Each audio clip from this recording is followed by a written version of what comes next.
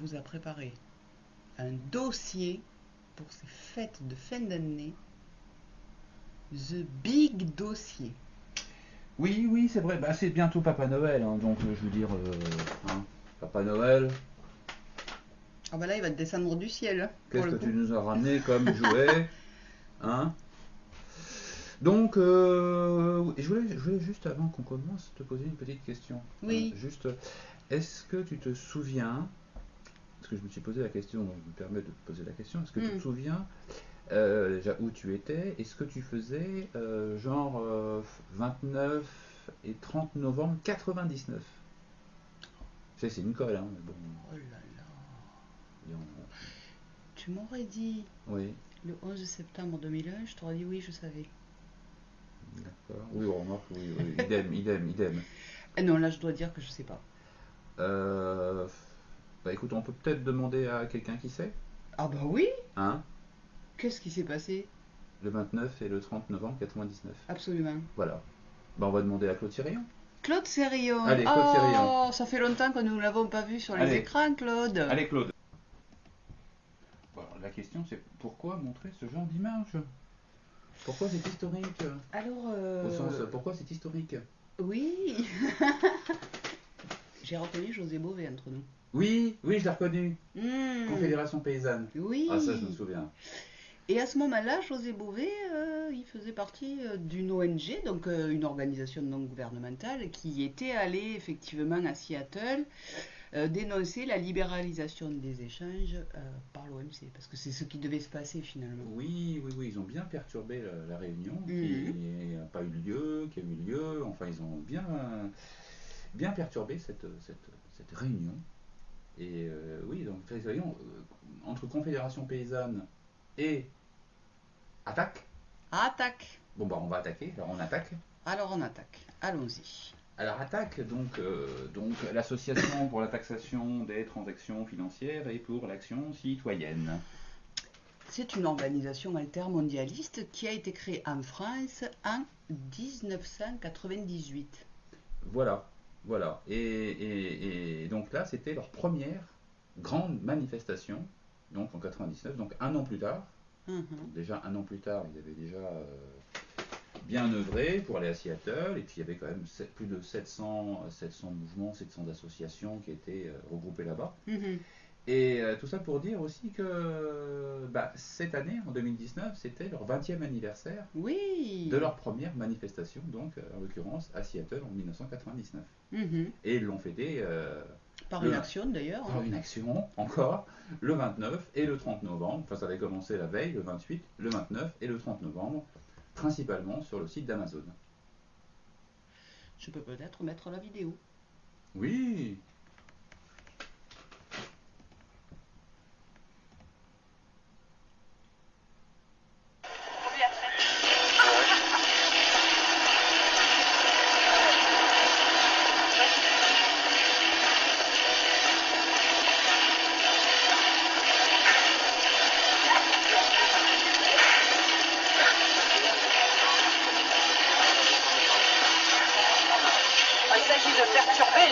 d'Amazon. On a des dizaines d'actions comme ça prévues en France dans des sites d'Amazon. Pourquoi? Parce qu'on considère que le monde d'Amazon, nous n'en voulons pas. C'est l'inverse de la transition écologique et sociale. Et c'est ce que nous venons dire aujourd'hui. Et nous venons surtout non pas culpabiliser les consommateurs ou les salariés d'Amazon, mais pointer la responsabilité des États, des élus complaisants qui déroulent le tapis rouge à l'image de Bruno Le Maire qui dit bienvenue en France à Amazon et qui leur offre des conditions absolument déloyales quand on compare aux petits commerces, aux librairies, etc. Le modèle d'Amazon, social, économique, fiscal, environnemental n'est pas viable. Une entreprise comme Amazon a des émissions de gaz à effet de serre qui valent celles d'un pays, qui sont comparables à celles d'un pays. Notre monde n'en peut plus. Le système qu'on nous impose est arrive à bout de souffle. Les différents mouvements qui ont lieu ces derniers mois l'ont exprimé. On est là, on est là. Contre Amazon et son monde, on est là. Contre Amazon. Et c'est drôle, on fait quoi? On a besoin plus que jamais de ces actions de désobéissance civile contre l'irresponsabilité de grandes entreprises multinationales, à l'image d'Amazon, qui est le symbole de l'irresponsabilité en matière fiscale, en matière environnementale, en matière sociale, et le symbole de l'impunité dont jouissent aujourd'hui les multinationales qui détruisent à la fois la planète, mais aussi le service public en ne payant pas leur juste part d'impôts. Lutter l'enfer social pour le paradis fiscal, non, le monde d'Amazon, nous, on n'en veut pas. Amazon, on reviendra, nous ne nous arrêterons certainement pas là, ça n'est qu'un début face à ce monde d'Amazon que nous rejetons complètement. Ne serait-ce point Manon Aubry? Si, c'était bien Marion Aubry de la France Insoumise. Oui, la petite Manon. Tout à fait. Oui, la petite Manon. C'est assez marrant comme des partis politiques rejoignent les ONG, tu as vu? Oui. Bon, en l'occurrence, la France Insoumise, ce serait pas la première fois. Oui, Hein. c'est vrai. Alors, concernant Attac, on peut peut-être voir un petit peu, on va parler de l'historique. Enfin, Oui, alors, mais comment a-t-elle été je voulais créée? faire juste une petite incise entre 99 et 2019. Entre 99 et 2019, donc à l'espace de 20 ans, finalement, s'est vu rajouter la question sociale et environnementale, qui n'était pas dans le discours de 99, puisqu'on était juste sur la libéralisation des échanges. Oui. À part quelques slogans comme Earth First. Earth First, oui, qui est une ONG créée en 80 aux États-Unis, Oui. en Californie. Oui, et elle, en fait, elle vient directement donc du rapport Meadows, en fait. Hein. Ah, celle-là aussi. Ouais, celle-là aussi. Ah, Elle avait été évoquée, il me semble bien, aussi avec Extinction Rebellion, à un moment donné. Exact, Voilà. parce qu'elle fait partie, effectivement, des ONG qui sont à la base de la création d'Extinction Rebellion. Voilà. Ah, tout à fait. Donc, nous partons sur la page Wikipédia d'Attac. Oui, donc, partons, là, c'est le Wikipédia, en fait, oui, ça, c'est le niveau 0, hein, là, c'est la base Oui, de la base. voilà. On commence par ça et puis on creuse. Voilà. C'est voir s'il y a des choses à glaner. Bon, en l'occurrence, quand c'est quelque chose comme là, bon, on va glaner un petit peu, et puis après, par contre, on va approfondir. Mais bon, Wikipédia, c'est un peu la base. Alors, qu'est-ce qu'il y a à glaner? Ah, d'accord, ah, tiens, intéressant. Puis on y va. Qu'est-ce qu'il peut y avoir d'intéressant? Alors, là, qu'est-ce qu'il y a peu d'intéressant? au niveau des membres fondateurs, donc lors de la création, en tout cas de l'association en 98, alors il faut savoir que toutes ces ONG se mettent sous le modèle associatif de la loi 1901, parce que c'est sacrément confortable au niveau de la fiscalité tout de même. C'est clair. Et les comptes, la comptabilité étant un petit peu allégée, quoi. Oui, que ce soit en France et aux États-Unis. Voilà. Alors, dans les associations membres fondateurs, nous retrouvons Oxfam France, Oui. les Amis de la Terre, Survie, dont nous avions parlé dans une précédente vidéo sur William Bourdon. Oui. D'ailleurs, on l'avait évoqué dans le sens où on avait relevé que William Bourdon avait été, comment dirais-je, aidé entre guillemets par M. Verschave, qui était le président à l'époque de Survie. Et donc c'est à la suite de ça que il a vu l'opportunité, parce que Survie date de 84. Oui, c'est une assez ancienne ONG. Oui. C'est vrai. Et effectivement, en creusant, bon là on va pas le faire parce que c'est pas le sujet, mais effectivement on a pu voir, ne serait-ce que publier ce que vous payez, lié directement à Soros. Financé par Soros. Ils sont italiens et ça avec date, eux. publier ce que vous payez date de 2003. D'accord. Et donc, dans les personnalités, nous avons José Bové, que nous avons vu dans la vidéo de 99. Voilà. Suzanne Georges. Oui, Suzanne Georges, rien à voir avec l'actrice comédienne d'origine anglaise. Non, du tout. Parce qu'il y a un S, je crois, à Georges. Puis quand on voit la photo, non, c'est pas la même personne. C'est pas la même personne. Non, c'est pas la même personne. Mais Suzanne Georges, effectivement, personnage intéressant. Donc on peut peut-être voir. Parce que au niveau organisation, c'est tout ce qu'il y avait. Bon, on reviendra. Ah oui, puis les Amis de la Terre. Il y a les syndicats aussi. Donc, Confédération paysanne de José Bové. Ouais, le syndicat de la magistrature. Enfin, ça c'est le SNIUPP, c'est assez intéressant, je trouve. C'est quand même une tendance gauche, quoi. Ouais. Et les Amis de la Terre, donc une très très ancienne, pareil, fondation, puisqu'elle date de 69. Là, on pourra dire des choses très intéressantes sur les Amis de la Terre. Absolument. Oh là là. Mais en tout cas, déjà, au niveau fondation qui ont aidé à la création d'Attac, Oxfam, les Amis de la Terre, survie. Déjà, c'est intéressant. C'est quand même pas mal. Et puis, donc, Suzanne Georges. Alors, surfons sur la fiche Wikipédia de Suzanne Georges. Donc, c'est une politologue et écrivaine franco-américaine, militante altermondialiste et présidente d'honneur de l'association ATTAC. Voilà. Alors, si je regarde un petit peu ses activités militantes, il est marqué qu'elle a participé aussi à la fondation du Transnational Institute à Amsterdam et elle en est maintenant la présidente du conseil. Voilà, alors il me semble qu'il litote un petit peu, puisque participer, je dirais plutôt... Ouais. Voilà. Ah oui. Participer plus que activement, puisque on peut dire qu'elle en est la fondatrice, quoi. Alors, on a retrouvé sur le site du TNI l'historique, hop, en traduction, boum. Donc, le TNI a été fondé en 1974 en tant que programme international de l'Institut d'études politiques de Washington, D.C. En clair, c'est un think tank. Voilà. Donc, le TNI a agi sur ces points tout au long de son histoire. Et ça a commencé par un dîner. Et en 72, donc en octobre 72, Suzanne Georges organise un dîner à Paris. Voilà, donc c'est elle qui organise. Hein. C'est elle qui organise le dîner avec des anciens membres du personnel de la Maison Blanche, donc Marcus Raskin et l'avocat du département d'État, Richard Barney. Et elle invite aussi Samuel Rubin, qui est un philanthrope, bien entendu, parce qu'il faut des fonds quand même. Ah bah oui, un minimum. Voilà. Le TNI, comme ATTAC, nous le verrons plus tard. Alors j'espère que je vais le trouver du premier coup. Boum.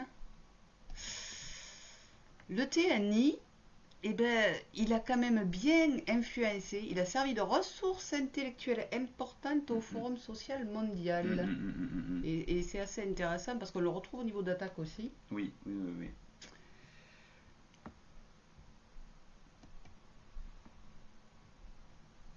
Donc nous revenons sur ATTAC et ses relations avec les puissances globalistes. Oui.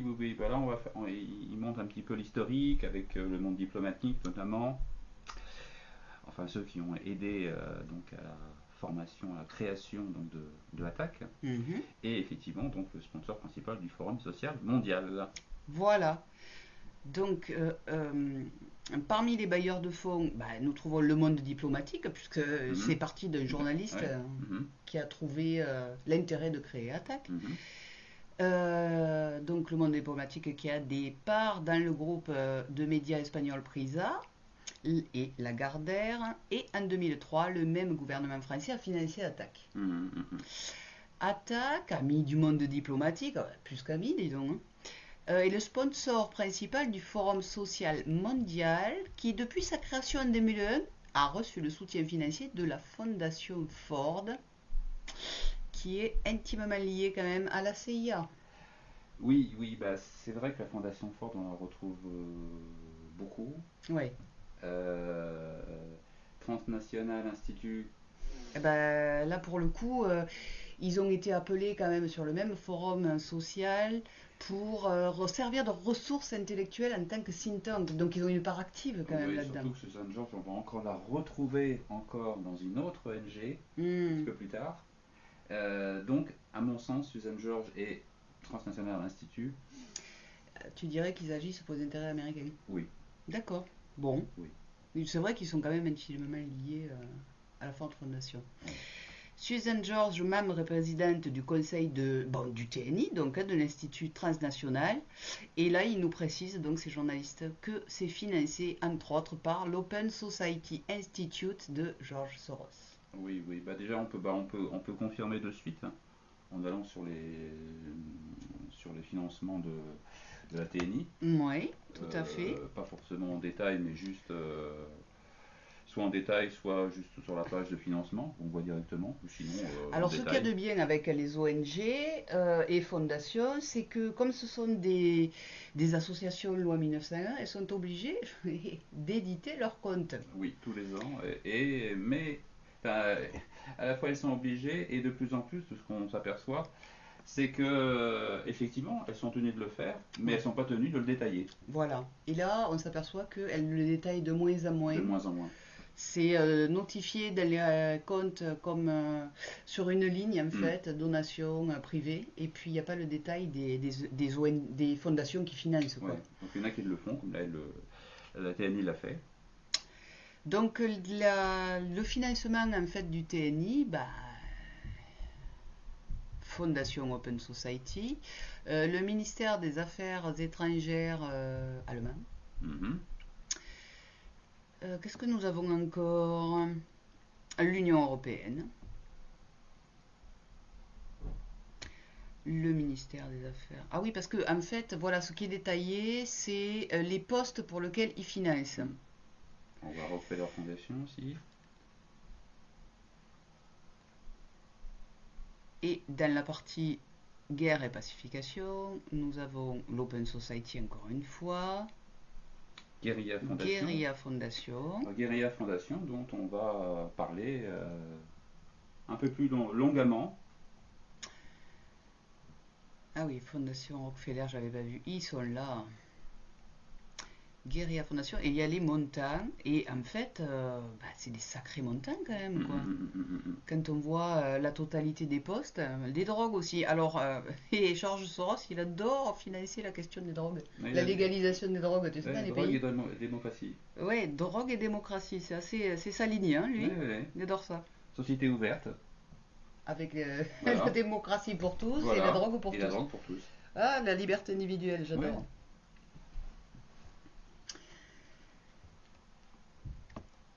Ouais.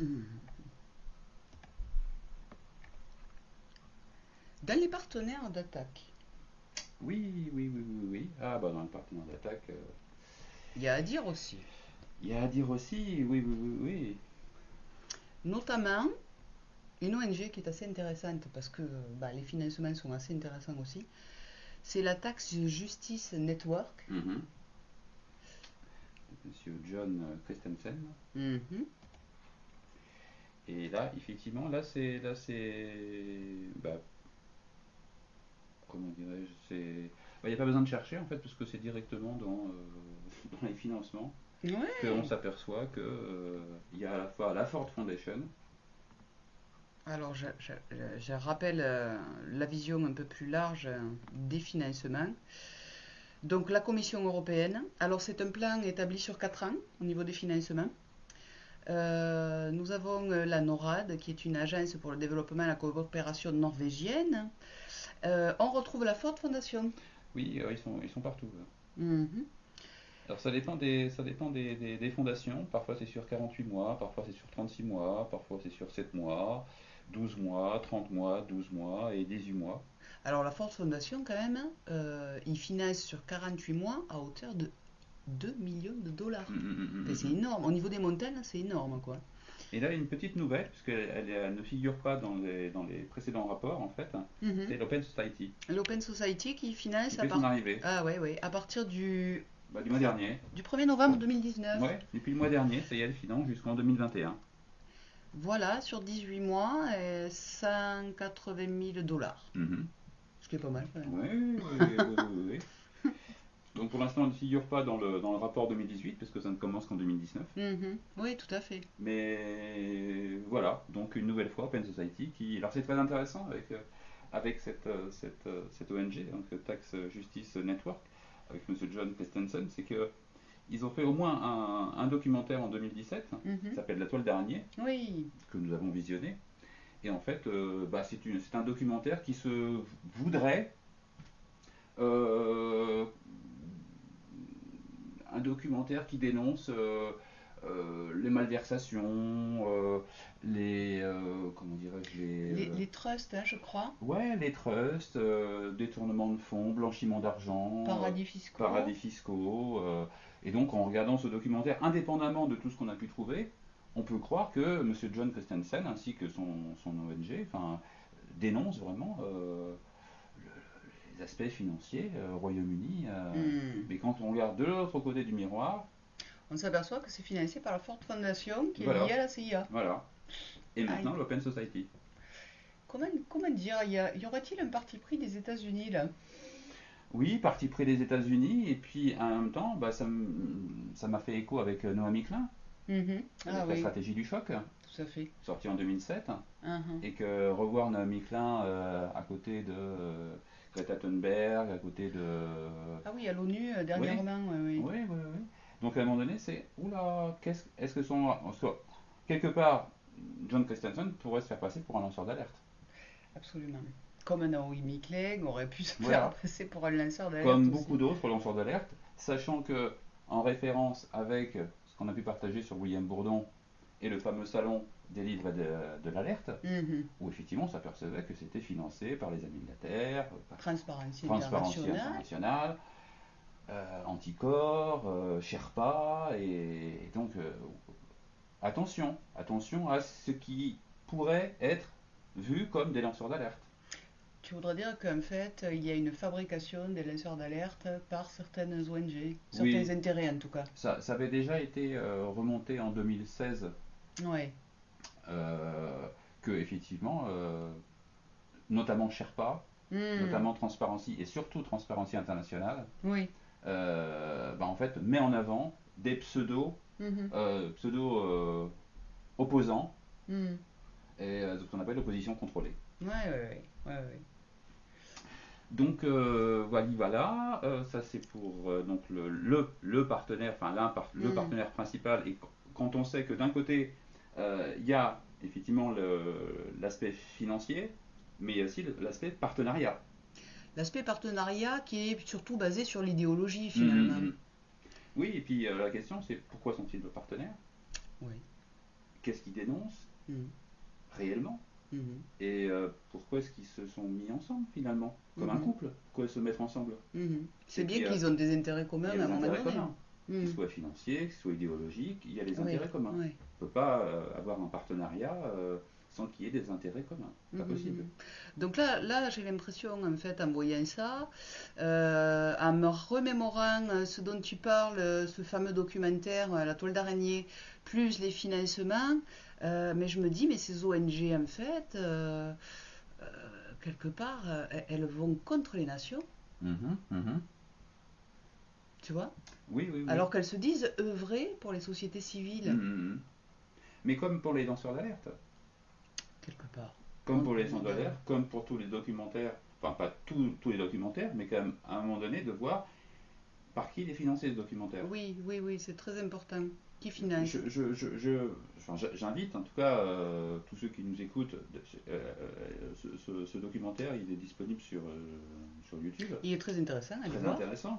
Il est en version française, en version sous-titrée, voilà, tout est fait pour le voir. De 2017, La toile d'araignée.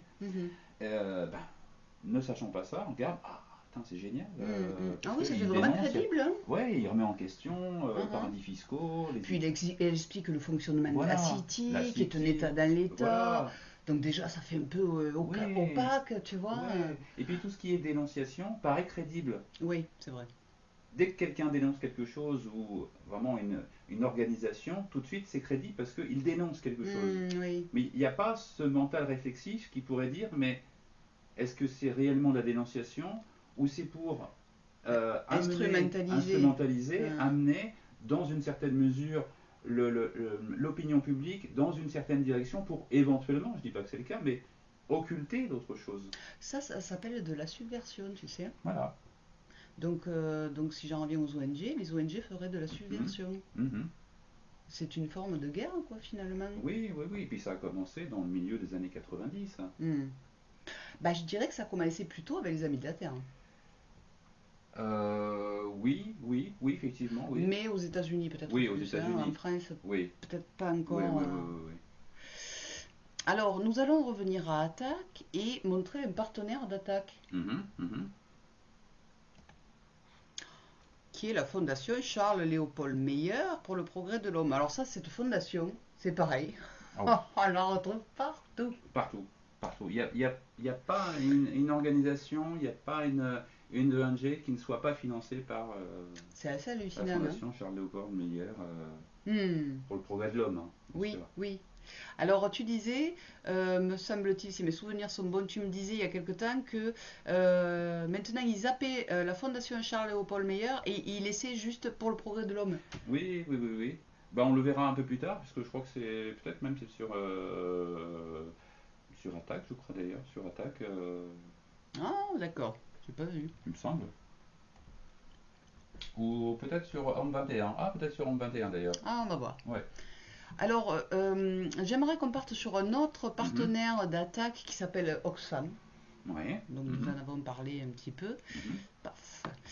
Alors, le Oxfam France, bah, c'est encore une fois une association en 1901, hein, bien Mhm, sûr. mhm, mhm. Qui est C'est. beaucoup plus ancienne en fait. Je trouve que Voilà. la date de 88 en France, mais beaucoup plus ancienne aux États-Unis. Mhm. Oui, parce que là, on est sur effectivement Voilà. la partie française, Voilà. qui est une émanation d'Oxfam International. Mhm, mhm, mhm. Tout à fait. Et alors, Oxfam, on a trouvé aussi le rapport financier que je vais afficher.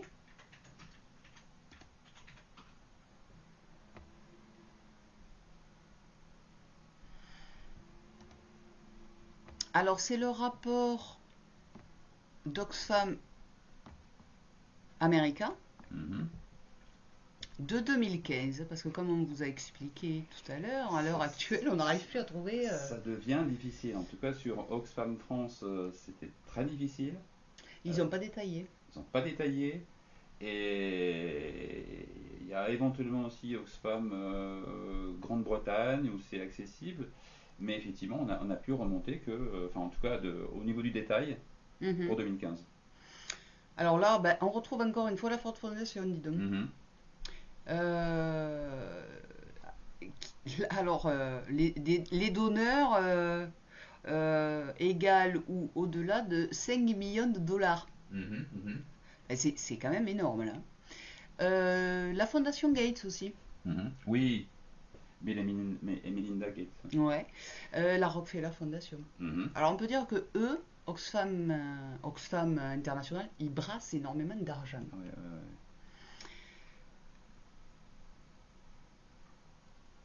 ouais. Et puis rappeler que c'est Cécile Duflot qui a pris la direction d'Oxfam France Oui, exact. depuis 2018. Exact. Je laisse un petit peu que vous ayez le temps de voir les différentes fondations et on retrouve l'Open Society aussi. La Norwegian Agency for Development et Coopération, que nous avions trouvé sur Tax Justice Network. Mhm, mhm. C'est à peu près les mêmes fondations. Là, il y en a un peu plus, parce qu'ils doivent brasser beaucoup plus, donc il y en a beaucoup plus.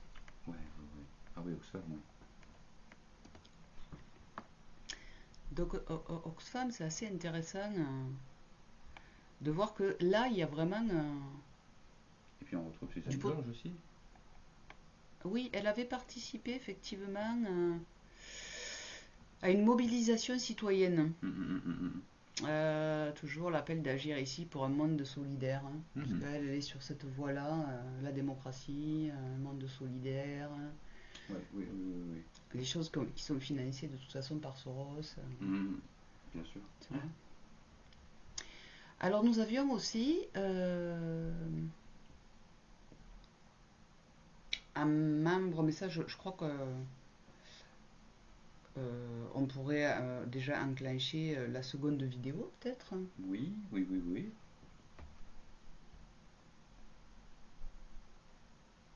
Donc là,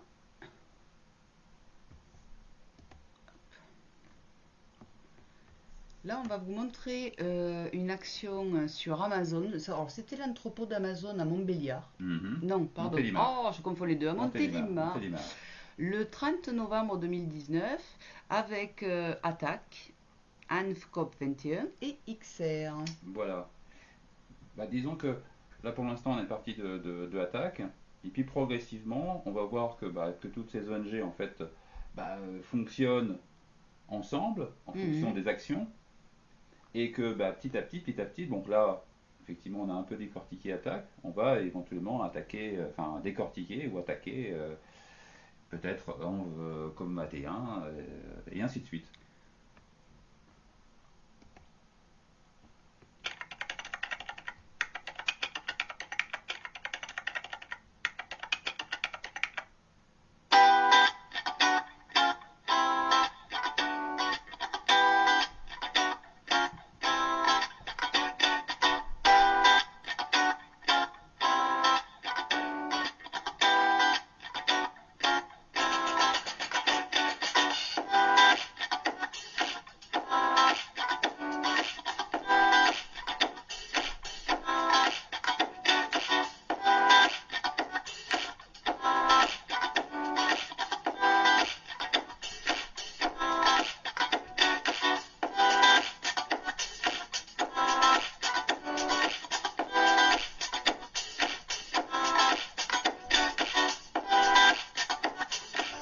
Au contraire qu'il est urgent que l'État français et les États d'une manière générale imposent des régulations multinationales. Arrête de laisser faire des multinationales comme Amazon en toute impunité fiscale, sociale et environnementale. Et notamment, on est venu porter une revendication, parce qu'on en a développé un certain nombre dans le rapport pour qu'Amazon paye sa juste part d'impôts, traite ses salariés de manière correcte et arrête de détruire la planète. Mais on a une revendication qu'on voudrait mettre en avant aujourd'hui, c'est qu'il est urgent que l'État prenne des mesures pour arrêter la construction de nouveaux entrepôts d'Amazon.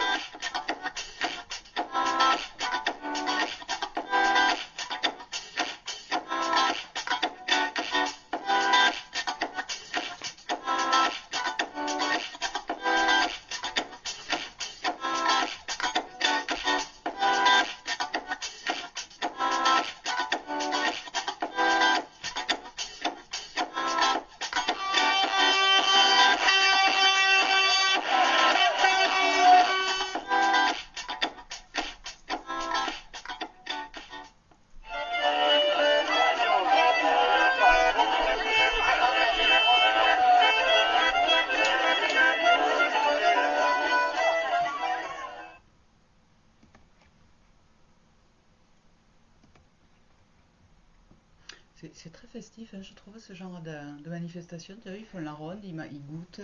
Oui, c'est toujours très joyeux, très festif, ludique. Très festif. Ouais. Oui. Donc là, on a aperçu, ou entreaperçu, effectivement, donc, comme 21 et XR. Oui, tout à fait, on a vu les drapeaux verts. Voilà. Les gilets jaunes, voilà, pas à petit pois, mais avec une petite main dans le dos ou devant.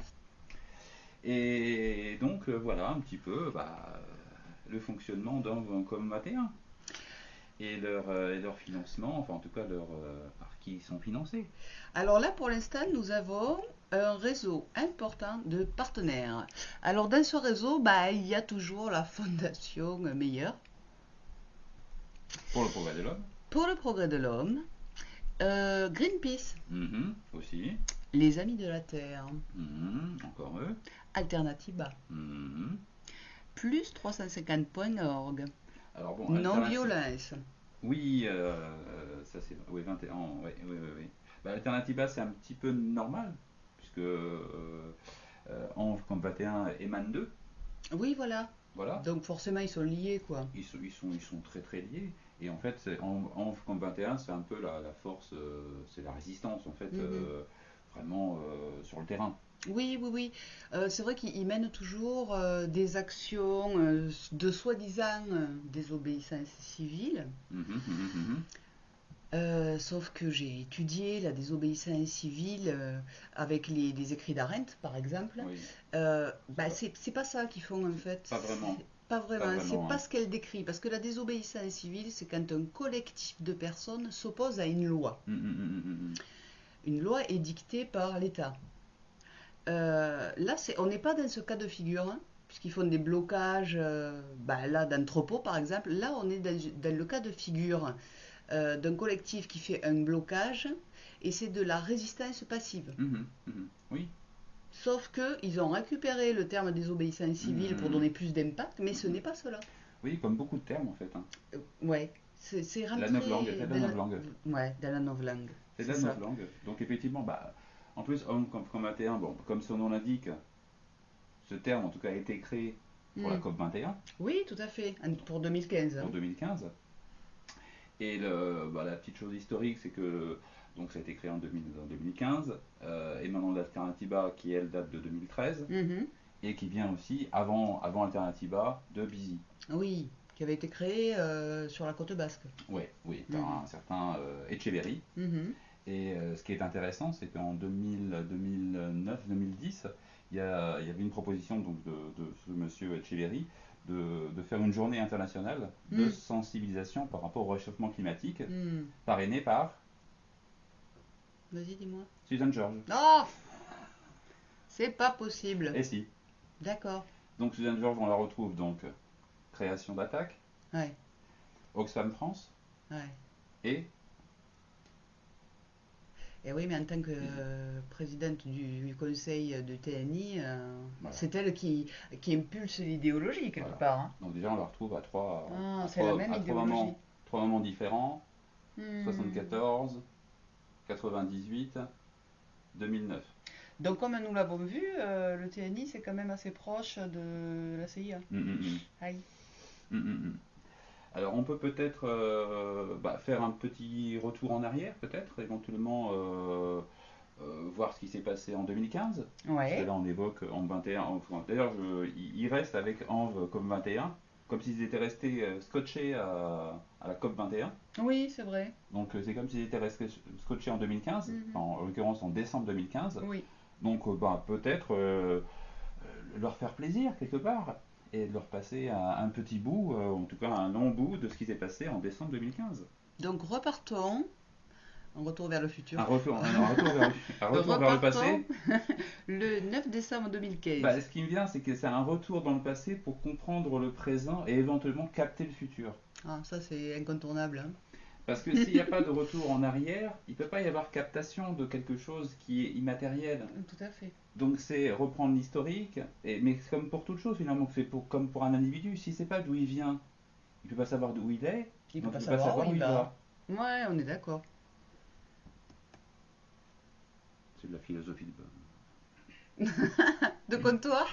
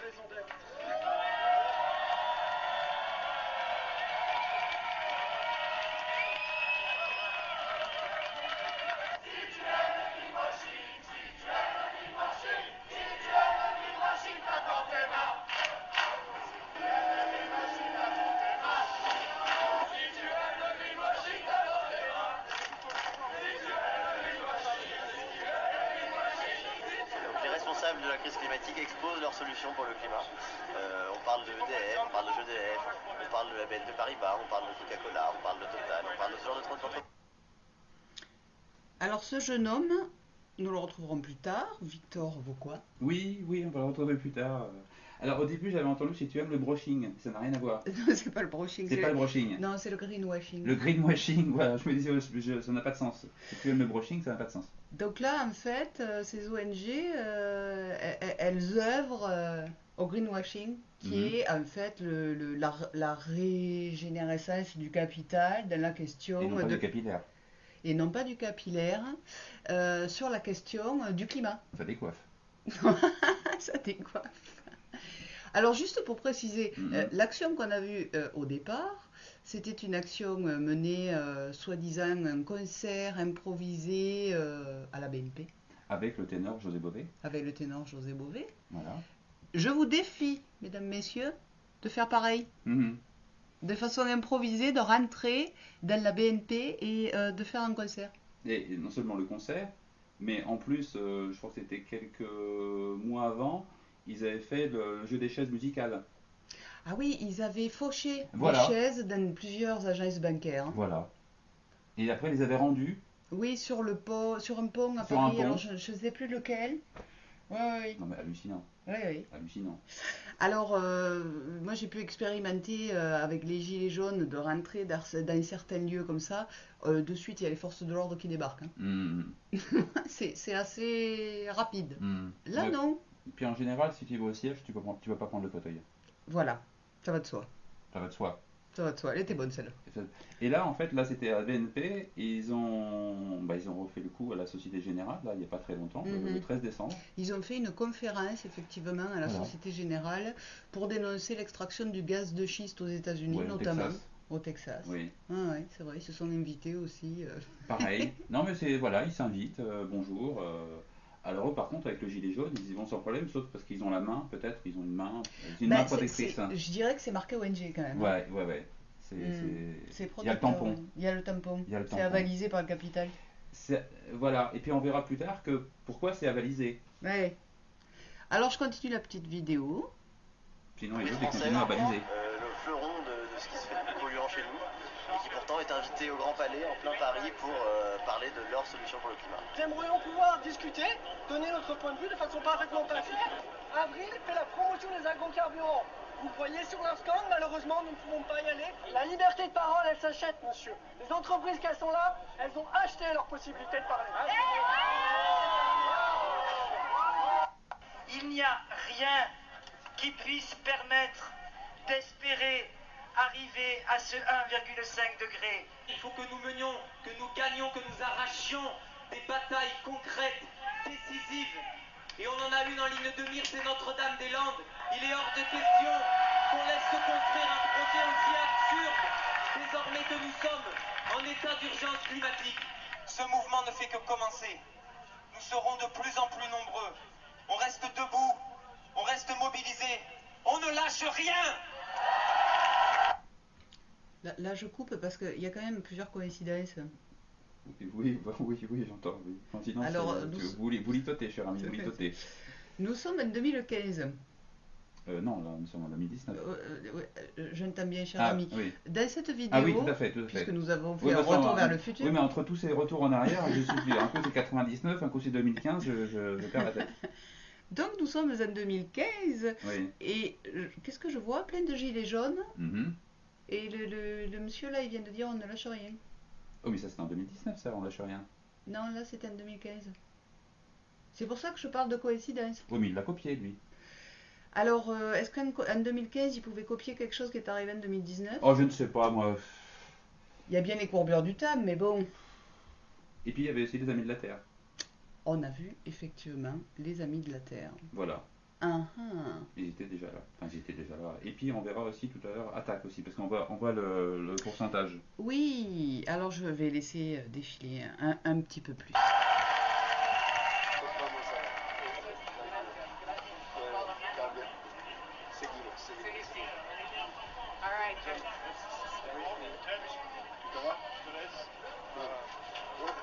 À bientôt et tu termines ça. Good job, super.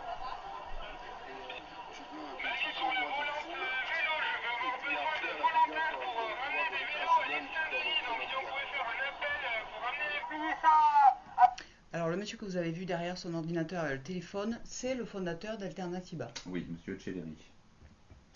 Alors je vais avancer. Et de Busy aussi, bien sûr. Parce qu'il est vraiment. Ah oui, pardon. Voilà, Je vais avancer un tout petit peu. Voilà, un tout petit peu en arrière. Pour arriver à. Voilà, on y est presque.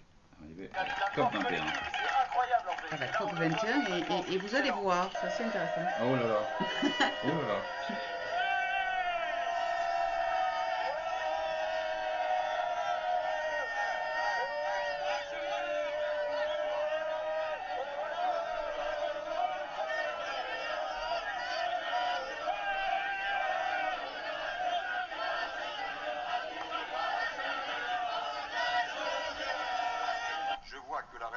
Est positive, je n'entends pas d'objection. L'accord de Paris pour le climat est accepté. La COP21 est un grand succès diplomatique car les États se sont tous engagés à ne pas dépasser un réchauffement de plus de 2 degrés, voire 1,5 degré par rapport à la période pré-industrielle. Mais c'est un véritable échec sur le plan climatique. L'idée d'un accord contraignant a été abandonnée au profit d'engagements volontaires définis par chaque État, qui ne leur permettront pas d'atteindre cet objectif. Ainsi, la somme de ces contributions nationales, dans l'hypothèse peu crédible qu'elles soient respectées, conduirait à un réchauffement supérieur à 3 degrés à la fin du siècle. Alors c'est assez intéressant. Je vais essayer de remonter. Oui, de faire un arrêt sur image. Ouais, pour vous montrer. Oh là là, ça va être dur.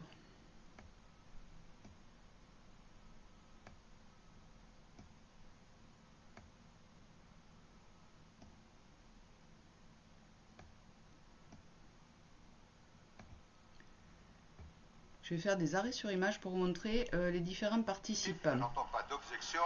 L'accord de Paris pour le climat est accepté. La COP21 est un grand succès diplomatique, car les États se sont tous engagés à ne pas dépasser... Alors là, déjà, nous avons Monsieur Al Gore. Oui, Ségolène Royal. Monsieur Al Gore qui a créé la Bourse pour le carbone, oui. Qui est une vaste fumisterie, et qui permet de faire du profit... C'est magnifique sur le CO2. Oui. Ah oui, non, lui, c'est le chantre. Hein. Alors, comme il n'a pas été élu à la présidentielle des États-Unis, mais quelque part, il valait mieux qu'il parte là-dedans. Au niveau business, ça devait être beaucoup plus lucratif. Oui, d'ailleurs, il y a des bruits qui courent, enfin, ce ne sont que des bruits, qu'il aurait cédé sa place à un moment donné en disant, bon, bah, voilà, tu cèdes ta place, et puis, voilà, tu dis rien par rapport à l'élection de George Bush, et puis parce que ça s'est joué vraiment à très peu, quelques voix près, et en fait, bon, bah, a-t-il accepté? En tout cas, il a reconnu la victoire de George Bush avant qu'il y ait la vérification des grands électeurs en Floride. Ah, c'est ballot ça. C'est ballot. Bon, je continue. C'est un réchauffement de plus de 2 degrés, voire 1,5 degré par rapport à la période pré-industrielle. Mais c'est un véritable échec sur le plan climatique. Alors la dame là, celle-là, c'est Laurence Tubiana. Oui, Laurence Tubiana. Tubiana. Ah, je me suis trompée, j'ai dit Tubiana. Qui fait partie de l'European. Alors en fait, elle dirige l'European Climate Foundation. Voilà, European Climate Foundation. Et bien peu de temps après, donc 2 ans après, en 2017. Ah, d'accord. Et on retrouve Laurence Tubiana, puisque elle dirige donc depuis 2019, donc elle dirige donc à la suite du grand débat. Donc elle dirige donc la Convention citoyenne pour le climat. La Convention citoyenne pour le climat, pardon, voilà. À laquelle participe Priscilla Lidowski, en tant que, non pas en tant que participante, puisqu'il y avait 150 personnes tirées au sort, et d'un autre côté, il y avait donc des youtubeurs, des personnes influenceurs qui relaient, parce que ce sont des sessions, il y a 6 sessions en fait, et là ça se termine fin décembre, donc il va y avoir une dernière session, il y en a une qui a été reprogrammée à cause des grèves, et donc en janvier 2020, il devrait donc y avoir donc des propositions émanant donc de cette convention citoyenne pour le climat. Donc, si je te suis bien, cette convention citoyenne pour le climat a été mise en place par M. Macron. Voilà. Après, comment tu as dit que ça s'appelait? Oh là là, je perds mes mots. Après le grand débat. Après le grand débat, oui. D'accord. Ah bah, le grand débat n'a servi qu'à ça. Ah bah alors ça, si c'est pas du foutage de gueule. Déjà, a priori, il y en a qui ont été un tout petit peu éveillés, si tant est que ce mot était un sens, mais en tout cas conscients que qu'est-ce que c'est que ce grand débat, foutage de gueule, pas foutage de gueule, et qu'est-ce qui en ressort? La seule chose qui en ressort, c'est la Convention citoyenne pour le climat. Oh, génial. D'accord. Et à savoir que comment dirais-je, que Laurence Tubiana a été mise par M. Macron. Ah, bah oui. Et oui. Oh là là, la boucle est bouclée, je crois. Hein. Et en plus, donc, Laurence Ljubljana, donc, depuis juillet 2019, elle a été renouvelée dans ses fonctions de présidente du conseil d'administration de l'Agence française de développement. D'accord. Mais bon, effectivement, là, même depuis 2015, puisque depuis 2015, si elle a été, comment dirais-je, si elle a été mise, je crois que c'était en 2014, donc elle avait été nommée représentante spéciale du gouvernement français pour la conférence de Paris pour le climat 2015. D'où sa présence effectivement voilà. sur l'estrade. Et comme elle a été donc l'ambassadrice en fait, ouais. chargée donc des négociations sur le changement climatique par Laurent Fabius, qui était le maître d'œuvre, ouais. et donc qui était à l'époque ministre des Affaires étrangères. Et donc à la suite de ça, donc cette adoption, donc en janvier 2016, donc il y a eu l'adoption de l'accord de Paris. Donc elle a été nommée donc championne de haut niveau pour l'action climatique. Oui, ça valait au moins ça. Hein. Voilà. Donc Laurence Ljubljana. Championne de haut niveau, ça ressemble à un sport extrême, ça. Oui, c'est ça. À un sport. Oui. Et puis on verra, il y a d'autres protagonistes. Alors je laisse défiler pour voir les autres. L'idée d'un accord contraignant a été abandonnée au profit d'engagements volontaires définis par chaque État, qui ne leur permettent pas d'atteindre voilà. Alors cette dame-là,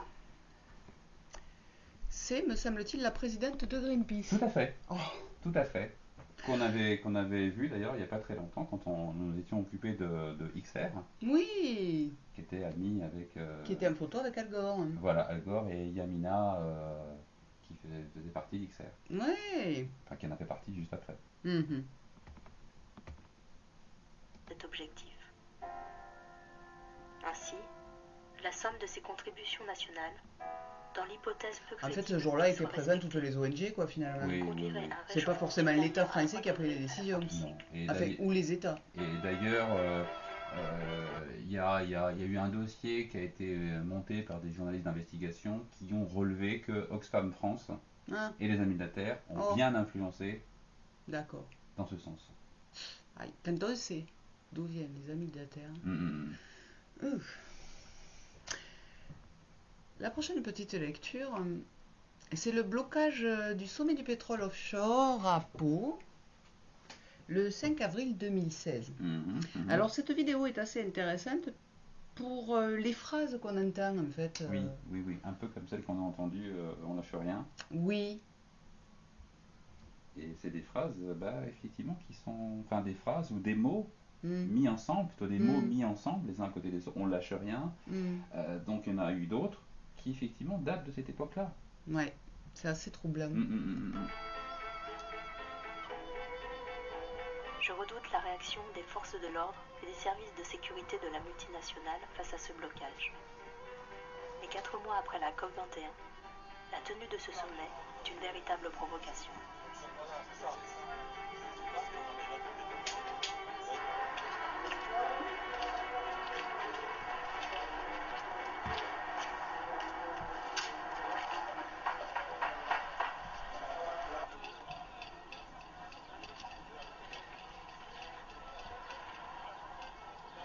Il y a beaucoup d'incertitudes. Au niveau tactique, on ne sait pas du tout comment ça va se passer, on ne connaît pas le dispositif qu'ils vont mettre en place. Eux, ils ne savent pas exactement ce qu'on va faire non plus. Donc, il va y avoir beaucoup d'adaptations sur place, beaucoup d'improvisation. Donc ça, c'est le premier point. Faut attendre demain pour voir comment ça va se passer, puis ça va évoluer les jours suivants. Nous, au fur et à mesure que ça va se passer, chacun va voir un petit peu les techniques de l'autre, et donc il va falloir s'adapter. Venez.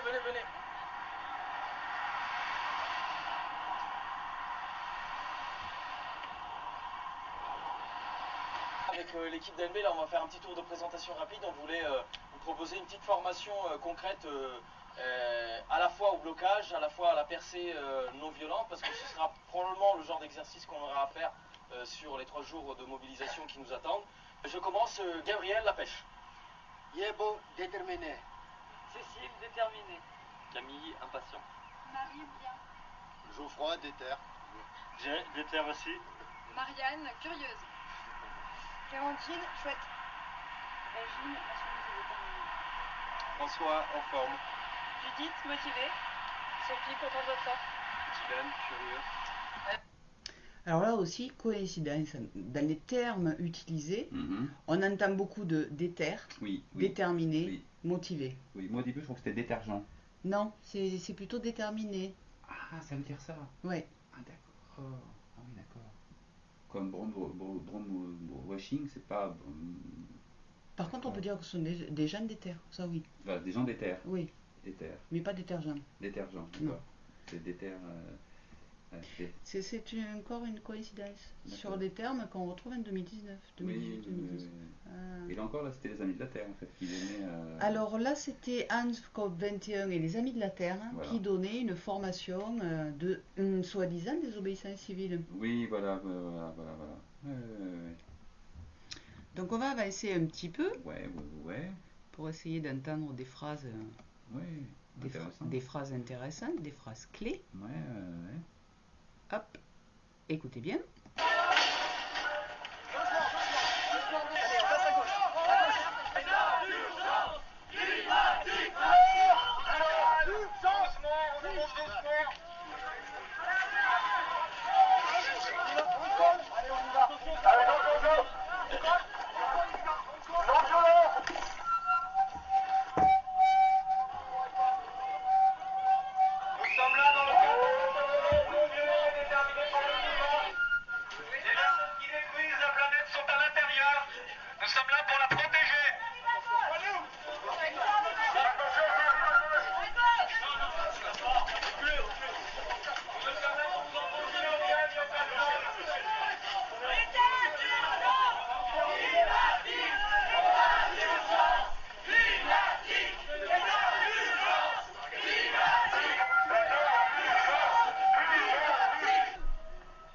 Ça vous parle pas peut-être, l'augmentation. Je vous rappelle qu'il y a 20 000 ans, il y avait 5 degrés de différence, d'écart. Il y avait 5 degrés de moins, et le niveau de la mer était 120 mètres plus bas. Ça vous pose pas de problème, ça. D'être dans un processus qui nous amène vers plus ou 4 ou 5 degrés. Peut-être que vous n'y croyez pas. Peut-être que vous n'y croyez pas. Ou peut-être que vous pensez être à l'abri. Il y a un groupe de 80 copains qui ont tenté une entrée ce matin. Là, écoutez, parce que je ne vais pas répéter 10 fois. Qui ont tenté une entrée ce matin.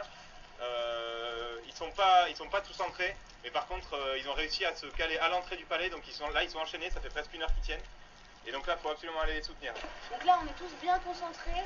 On va relativement rapidement, mais on court pas. Mais du coup, on reste bien concentré dans sa marche et on essaye d'être réactif, énergique et tout ça, quoi. On va donner un coup de main au copain et surtout, on va le bloquer, ce mec. Il y a 2 ouvertes dans les mains.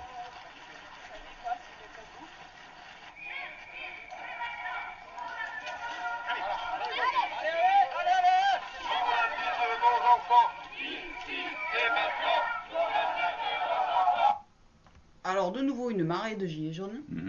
Coïncidence. Oui. Et la phrase, c'est pour l'avenir de nos enfants. Oui. Je sais pas, c'était précurseur, non? Je sais pas. Ah, ça doit être ça. C'était précurseur, le gilet jaune, pour l'avenir de nos enfants, c'est ça qu'il disait? Pour l'avenir de nos enfants. Ah ouais, ça, c'est une phrase qu'on entend très souvent en 2019. Bah, c'est vrai qu'on l'a entendu souvent, on fait ça pour vos enfants, on fait ça pour nos enfants. Alors je vais essayer d'aller,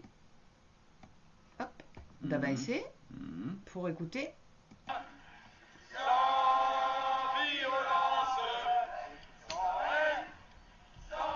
Pour les générations futures. Parce qu'ils n'ont rien demandé. Vous n'avez pas. Juste demander à vivre sur une terre apaisée, sans guerre. Alors pour nos enfants, sur une terre apaisée sans guerre, ça c'est la ligne vraiment. On l'a vu après, il y a des ONG qui financent Open Society et compagnie. War and Pacification. Oui. On retrouve chez XR notamment. Donc on n'a plus le temps. Et il y a cette notion, voilà, d'urgence. Voilà. Il y a urgence parce qu'il y a un effondrement. Et ça vient tout droit du rapport Meadows, en fait. Le fait que Monsieur Meadows disait à ce moment-là, mais dans 40 ans, on n'est plus là. Donc ils ont fait rentrer dans les cerveaux que l'espèce humaine était condamnée à aller disparaître. Et des nouvelles générations ont ça vraiment dans l'esprit. C'est pour ça qu'ils sont activistes autant en fait. Oui, puis on verra un peu plus tard, l'ONG Les Amis de la Terre sont directement, enfin, au niveau de l'idéologie, vient directement du rapport Meadows, enfin, en tout cas du Globe de Rome. Ouais. On pourrait même dire le rapport du Club de Rome, parce que le rapport Meadows, c'est plutôt le rapport du Club de Rome. Le rapport, oui. Bon, bah, je crois que cette vidéo, on peut arrêter là, parce que finalement, c'était vraiment ce que je voulais faire entendre. Donc on va remonter. Ah oui, des mots-clés en fait qui reviennent, des couleurs. Des couleurs. Donc le gilet jaune. Le gilet jaune ne date pas de 2018. Ouais. Beaucoup plus ancien. En tout cas, il a été porté de façon. Voilà. Ces activistes, en tout cas, ces activistes l'ont porté déjà depuis 2015, voire même un petit peu avant. Alors, chez Alternativa, il est plutôt vert.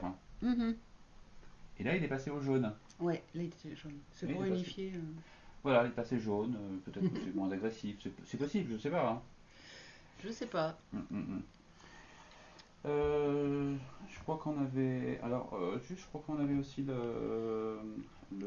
sur Alternativa, je crois qu'on avait quelques petits financements, Alternativa. Alors, Alternativa, oui, tout à fait.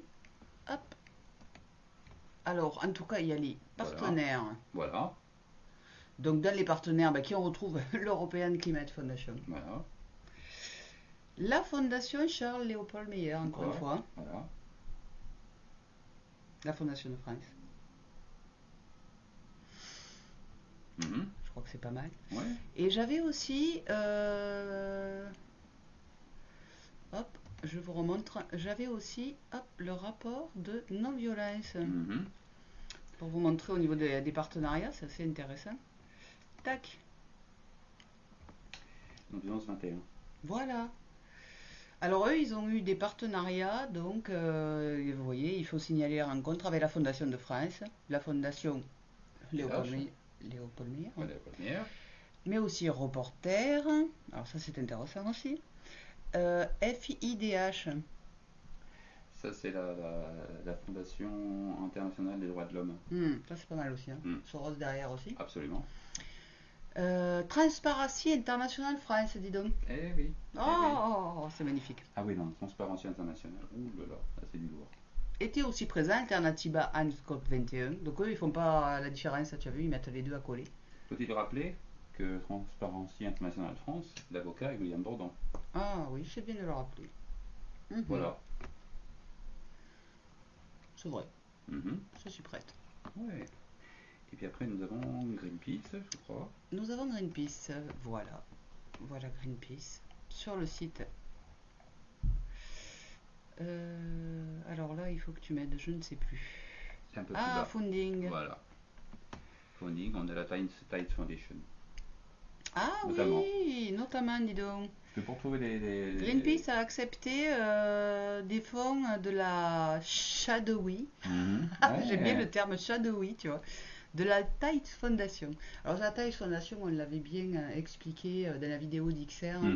C'est une fondation en fait qui blanchit de l'argent, clairement. Oui, il y en a plusieurs. Il y a Tides Foundation Center, Tides Foundation Canada. Il y en a au moins 4.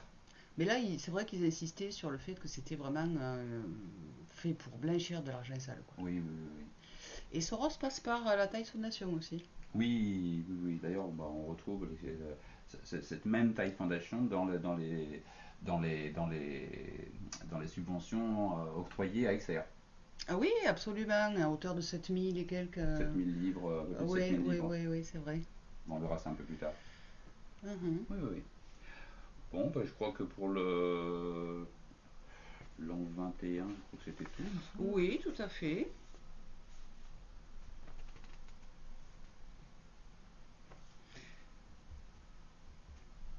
Alors moi j'ai bien envie de parler des Amis de la Terre, parce qu'on les a évoqués plusieurs fois quand même. Oui.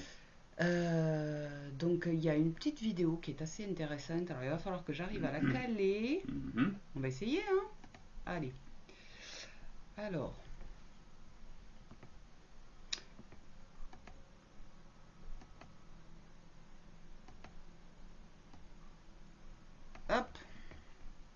Je vous laisse écouter. Capitaliste, clairement non. Non, parce que le simple terme de... Enfin, la notion de croissance, par exemple. Moi, j'ai du mal à concevoir comment est-ce qu'on peut avoir une croissance comme ça, à l'infini. C'est juste pas possible. Enfin, au bout d'un moment, ça peut, clairement, il y a un problème, ça peut pas aller plus haut. Donc, la croissance linéaire comme ça, c'est une catastrophe. C'est juste, on va droit dans le mur et on va très vite. C'est tellement scandaleux ce qui se passe que c'est pas difficile d'ouvrir les yeux aux gens. Il faut juste leur montrer ce qui se passe. Et des choses, voilà, aussi aberrantes que ça, la liste des sponsors de la COP.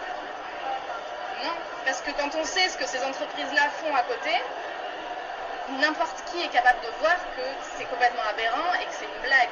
Et le problème, c'est que n'importe quelle entreprise, une entreprise de voitures par exemple, son but c'est quoi? C'est de vendre des voitures. Donc c'est pas du tout dans son intérêt de fabriquer des voitures qui sont durables et que les gens vont garder et qui ne vont pas polluer l'atmosphère. Les entreprises sont très très douées et très malines pour communiquer sur ce qu'elles font de bien et ne pas communiquer sur ce dont elles sont moins fières.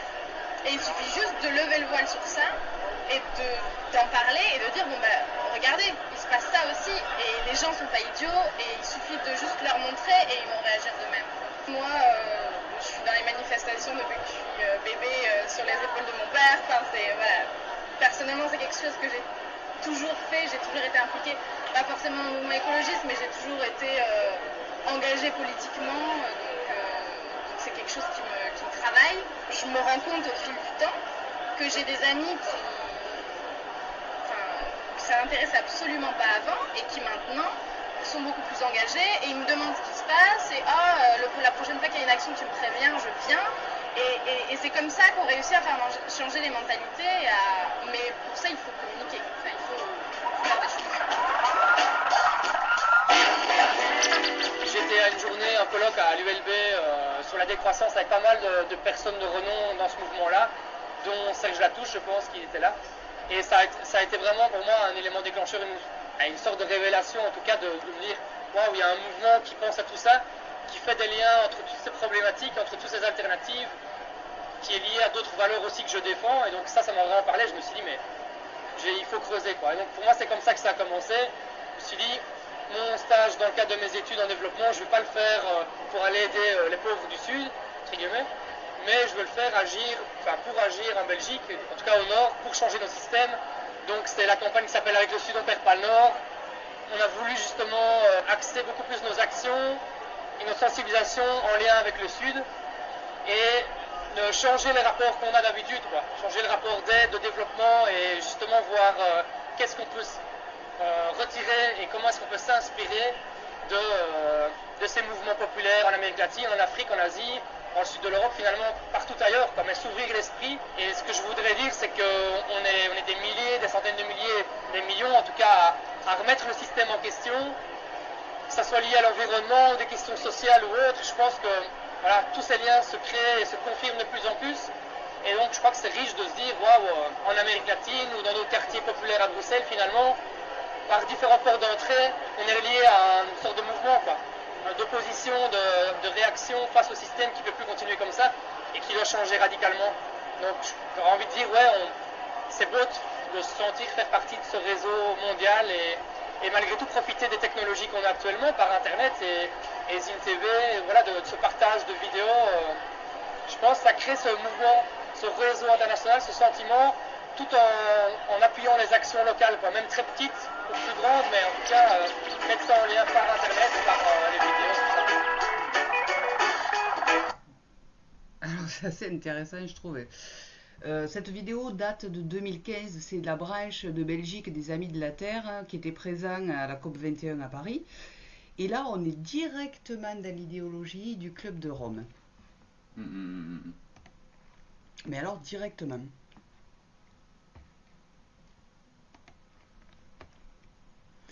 Alors la jeune fille, elle décrit à moitié le livre qui a été produit par le rapport Meadows qui s'appelle Les limites de la croissance, c'est-à-dire que elle dit avec une croissance comme ça linéaire, je vois pas comment on pourrait faire, mais elle oublie de dire dans un monde fini. C'est ça le vrai slogan en fait.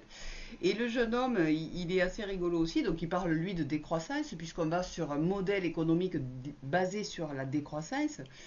Mais en même temps, il n'est pas opposé aux technologies Internet qui, on le sait, pour le stockage des données, tu sais, les big data, sont très énergivores, quoi. Ça les gêne pas. C'est assez... On l'avait remarqué aussi quand on avait rencontré des militants d'XR. Ouais, c'est vrai. Il y avait des contradictions comme ça, des choses qui les gênaient pas. Oui, non, mais ça passe crème, en fait. Les Amis de la Terre, bon, on a effectivement d'un côté donc les financements, ça on les a, et puis on a l'idéologie. Alors on commence par les financements. On commence par les financements. Donc nous avons des financements publics. Alors ministère de la Transition écologique et solidaire, on a les montants. L'ADEME. Je vous laisse regarder le reste. UE, c'est Union Européenne. Et puis nous avons les financements privés. Donc ECF à chaque fois, donc c'est l'European Climate Foundation. Alors là, l'European Climate Foundation, alors c'est assez intéressant parce qu'ils ont financé en fait pour la fin des subventions publiques au charbon. Moi, je trouve ça assez incroyable, quoi. Alors, ces ONG militent pour la fin du charbon parce que ça fait partie quelque part des volontés des décideurs, quoi. Là, c'est Soros qui avait fait une APA sur le charbon. Oui, pour faire effondrer la valeur. Ouais. C'est vrai. Nous avons de nouveau la fondation Open Society. Voilà, donc Soros. La fondation Charles-Léopold Meyer pour le progrès de l'homme. Voilà. Pas mal. C'est toujours les mêmes. C'est toujours les mêmes. Je vous laisse un peu le temps de regarder. Oui. Alors juste au niveau historique, donc les Amis de la Terre, ils ont été créés en 69. Ouais. Voilà, pareil, on vous laisse regarder. Donc par David Brewer, donc en 1970 en France. Et en fait, donc ça vient directement en fait donc du Syria Club.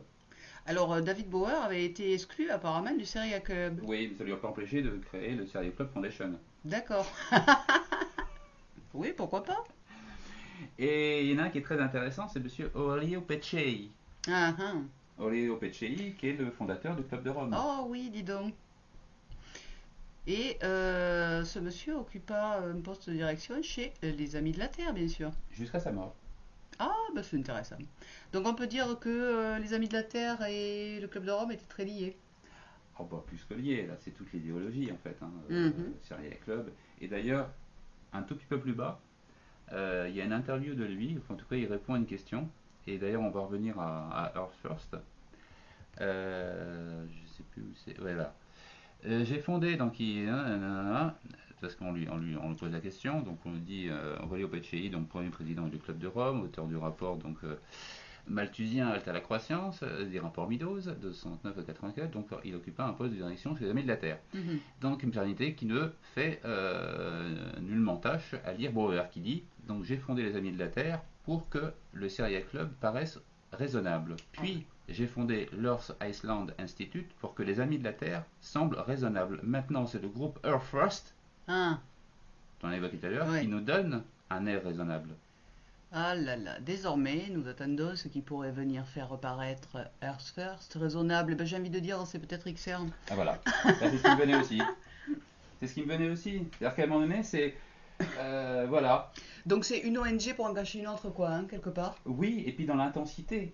Oui, tout à fait. Il y a une adaptation. Voilà. Au moment actuel. Oui, une intensité qui fait que on oublie la première, on passe à la seconde, et surtout en termes, par exemple, faire oublier telle fondation pour accepter l'autre. Cela dit, les ONG, ces ONG, ces créations en cascade, véhiculent toujours la même idéologie. Oui. Et ça monte en intensité. Quand on regarde un petit peu ce que fait actuellement les Amis de la Terre, ça paraît très gentil, très mignon par rapport à ce que font XR. C'est vrai. On va le voir notamment dans une vidéo, là, très prochainement, pour montrer qu'effectivement, c'est le terme qui me vient, c'est morbide. Ah bah je vous laisse regarder ça. Je crois qu'on avait terminé. Ah oui.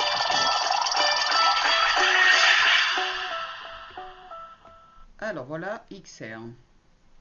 Et là, on est le 30 novembre. À Rouen. Nous en ce jour funèbre, ce jour où l'homme déclara une guerre sanglante à sa planète et à tous ses habitants. Prions pour toutes nos âmes parties, prions pour qu'elles reposent en paix. Ce jour funèbre où les multinationales, les gouvernants et les lobbies décidèrent que le profit était plus important que notre planète. Ce jour funèbre où ils nous emmenèrent conduire une guerre contre nos descendants, nos abeilles, notre mer, notre terre, nos cétacés, nos abeilles, nos orang-outans, nos insectes et toutes les espèces connues et inconnues du monde vivant. Une guerre contre nous-mêmes à laquelle nous ne survivrons pas. Cessons dès aujourd'hui cette folie. Faisons la paix avec le vivant. Il est encore temps d'agir ensemble pour arrêter le massacre. Pour les espèces que nous n'avons pas pu sauver. Une minute de silence, s'il vous plaît. Bon, j'arrête là le massacre, mais je crois que vous avez compris l'idée. Oui, on va pas la laisser la minute de silence. C'est vrai que là, en termes d'escalade, je trouve que c'est hyper macabre. Oui, bah, déjà quand on avait vu la cérémonie d'ouverture oh là là. de la fameuse semaine à Paris, enfin, à la Villette. C'était très morbide, enfin, la cérémonie d'ouverture. Il y avait un cercueil, là il y a des cercueils de nouveau. Il y avait des animaux, il y avait. C'était très. C'est très New Age, je trouve. Très New Age, très morbide, très particulier. J'ai l'impression que cette ONG là, XR, fait de l'activisme spiritualiste, tu vois, c'est quelque chose de particulier. C'est de l'astral. C'est lourd. C'est très très lourd. Et quand on avait croisé les activistes. Oui, à Châtelet. Il y avait certaines personnes qui étaient perdues, quoi, qui étaient ailleurs. Oh, il y avait une jeune fille notamment qui avait l'air barrée complètement. Et quand pour ceux qui s'intéressent à XR, on fait un gros dossier sur XR, que sur XR, où on voit Gail Bradbrook qui prône l'utilisation de drogue. Ouais, tout à fait. De champignons et de choses, de produits stupéfiants, hallucinogènes. Voilà. Gail Bradbrook, c'est elle. Voilà. C'est la cofondatrice d'Extinction Rebellion. Avec Roger Allam. Et c'est vrai qu'elle, c'est d'ailleurs pour ça qu'ils sont financés aussi par Soros. Elle prône vraiment la légalisation des drogues. Mais de toutes les drogues, quoi. Et visiblement, il travaille aux États-Unis et elle a fait la promotion de la psilocybine, qui est une drogue hallucinogène un peu comme le LSD. Quoi. Oui, c'est les mêmes techniques dans les années 60. Oui, on avait rapproché ça à la contre-culture américaine. Woodstock, il y avait... Tout à fait. Il y avait des coïncidences, c'est plus des coïncidences, c'est plus que des synchronicités. À un moment donné, c'est juste, c'est factuel. Contre-culture qui était à l'initiative de l'Institut Tavistock. Oui. Et Salem. Ouais. C'est vrai, pour la musique, pour la partie musicale et la psychédélique. Voilà, John Baez notamment, en tant qu'ambassadrice des Salem, Californie. Bon, on peut juste regarder un tout petit peu les financements. Alors, pour rappel, parce que la vidéo est disponible. Pour rappel, nous avons le Rockefeller Brothers Fund. Voilà. Donc à hauteur de 20 000 livres. Soros avait la Tide, au travers, je dirais, de la Tide Foundation pour 7 457 livres. C'est vraiment la somme qu'on avait trouvée. Voilà, exactement. Greenpeace pour 10 000 livres. Des dons anonymes pour 137 000 livres, parce qu'ils font des levées de fonds anonymes sur PayPal aussi. Et il y a le Children Investment Fund Fondation. Pareil, eux, j'en trouve très souvent. Ouais, à hauteur de 121 140 livres, c'est quand même pas rien, quoi. Voilà, à peu près. Le CIFF, on retrouve très souvent. Et il y a la Clinton Foundation aussi, dis donc. Et en fait, le mot children n'a rien à voir là-dedans, parce que c'est sur l'environnement. Enfin bon, c'est... Ouais, mais c'est peut-être faire rentrer une idéologie dans la tête des enfants, tu vois. Sans doute. Mais c'est vrai que ça paraît anodin de voir, enfin juste le terme children, on dit bon bah c'est pour une... Non, c'est vraiment, c'est environnementaliste. Donc bon voilà, donc a priori, enfin sur XR on va pas non plus s'étaler, puisqu'il y a la vidéo qui est disponible. Oui, tout à fait. Alors nous allons parler d'une autre ONG. Oui, bah la dernière en fait. La dernière, qui était présente sur la petite vignette du départ. Absolument. Qui s'appelle Youth for Climate. Youth for Climate. Donc c'est une ONG qui est assez récente et nous allons vous montrer une vidéo dans laquelle des activistes de Youth for Climate rejoignent les activistes d'XR à Laval pour une action sur la journée du 29 novembre 2019. Donc toujours pareil, le Black Friday. Le Black Friday. Friday. Oh. Il y a le Black Friday. Le Black Friday. Le Black Friday. Le Black Friday. Allez. Bloquons de Friday. Je balance la vidéo.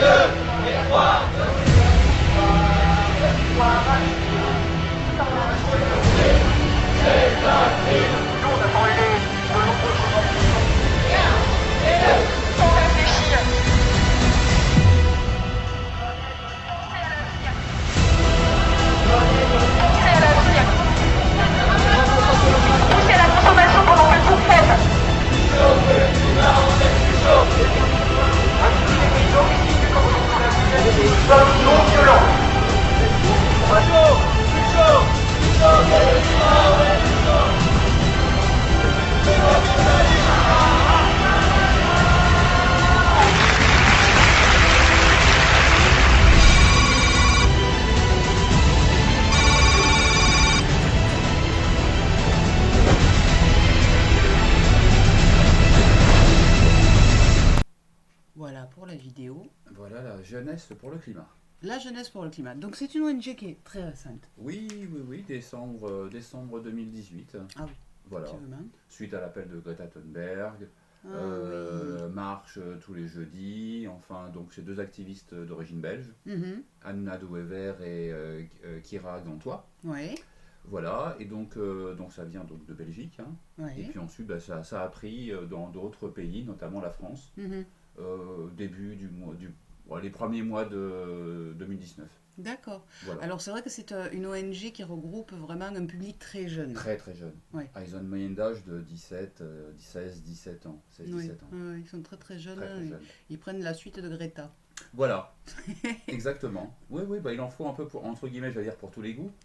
Pour tous les âges. Pour tous les âges. Et en fait, différentes formes d'action. Voilà, donc ceux qui ont cette moyenne d'âge peuvent se retrouver.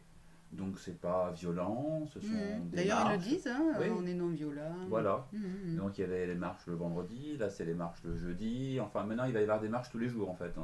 Donc marche donc pareil, sensibilisation contre le réchauffement climatique. Voilà, c'est toujours le même idéologie en fait. Et donc ces activistes-là de Youth for Climate, on les retrouve. Oui. À Copenhague. À Copenhague, Absolument, à Copenhague. En tout cas, là, donc c'est trois jeunes activistes qu'on va retrouver. Donc, une donc, qui est danoise, une qui est américaine, et la dernière, je crois qu'elle est gabonaise, je crois. Exact. Voilà. Et donc, elles se retrouvent donc, dans un lieu, et en tout cas pour un sommet. Pour un sommet. Un sommet. Le sommet du C40. Du C40, donc là c'est le regroupement des maires en fait, puisque le C40 donc c'est c'est un jeu de mots, hein, je crois. Ouais, c'est 40 cities. Voilà, c'était ça. Et sinon, c'est le Cities Climate Leadership Group. D'accord. Voilà, qui a été créé en 2005. Ouais.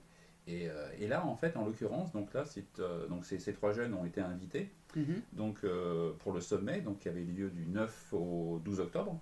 9 au 12 octobre, mais il y avait un événement important dans Paris à ce moment-là, oui. Place du Châtelet, je crois bien. Place du Châtelet, effectivement, c'était la semaine donc d'Extinction Rébellion. Et oui, la semaine de mobilisation. De mobilisation d'Extinction Rébellion, effectivement, et donc sur la place du Châtelet, donc Madame Hidalgo ne pouvait pas se trouver là. Non. Non, parce qu'elle n'était pas en France. Ah non, elle était à Copenhague. Elle était à Copenhague. Donc, bon, on a retrouvé pour vous la vidéo. Ouais, on a retrouvé Madame Hidalgo, parce que tout le monde se demande, mais que fait à la mairie de Paris, que fait Madame Hidalgo? Elle n'était pas là. Elle n'était pas là. Donc, elle leur a laissé des clés. Ah ben oui, tout à fait. Vous faites ça bien. On dit, est-ce qu'on peut venir avec un bateau? Vous venez avec ceux que vous voulez. Vous venez avec ceux que vous voulez. Bateau, bottes de paille. Bottes de paille, etc. Vous faisiez pas les cons. Voilà. Vous êtes bien gentil, toc toc, non-violence. Ah oui, non, mais non-violence, oui. Bottes de paille. Et par contre, en fait, donc le C40, c'était du 9 au 12. Oui. La semaine de mobilisation, c'était du 7 au... Enfin, en tout cas, la prise de la Bastille, là, c'est la prise du Châtelet, c'était du 7 au 11. Oui. Donc, on leur a dit, bon, par contre, je reviens le 12. On se fait une petite réunion. On se fait une petite réunion, oui, mais avant, vous voilà, vous partez le vendredi, moi j'arrive le samedi. D'accord, oui. C'était voilà, calé au niveau calendaire. Au niveau calendaire, c'était calé. Elle dit, je suis pas là de tel jour à telle date, telle date à telle date. Ouais. Vous faites ce que vous voulez, par contre, je reviens le 12, le 11, vous partez. Et donc, c'est ce qui s'est passé le vendredi soir. Ils sont partis. Ouais. Et donc, comme ça, Anne Hidalgo, elle est rentrée. Tout était propre. Oh, bah génial. C'était nickel. Bon, nous allons voir cette fameuse vidéo du C40 à Copenhague. Voilà. Donc là, c'était la journée du 11. Oui, avant-dernière journée, en fait. Voilà, donc, ils ont invité les trois jeunes. C'est parti. Thank you, and I'm very happy to be here with you, with my colleagues, mayors, and with the young leaders and activists in this room. Thank you so much. This is the last day of our summit, but since the first one, we have engaged in conversation with the youth delegation here in Copenhagen, and I'm very glad to say that this will probably be one of the main political takeaway from the C40 summit. How rich, how energizing, how powerful this exchange of ideas has been. It is not the first time. In most of our cities, every Friday, young people march to ask the right to a climate-safe future. I marched with them in Paris. I follow their progress. Young people got it plain and simple. Our system is not sustainable. Climate change is unfair. Our economic model destroys humanity and the planet. What young people ask is clear. They demand to tackle climate change and inequality in the same time. Because inequality is not less of an emergency.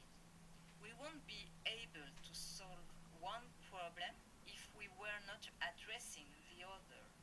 Mobilization does not weaken. On the contrary, it is growing. It is our responsibility to take action to create the conditions for a collective change. For sure, I won't be an easy task. I believe we need to disrupt the way we used to take decisions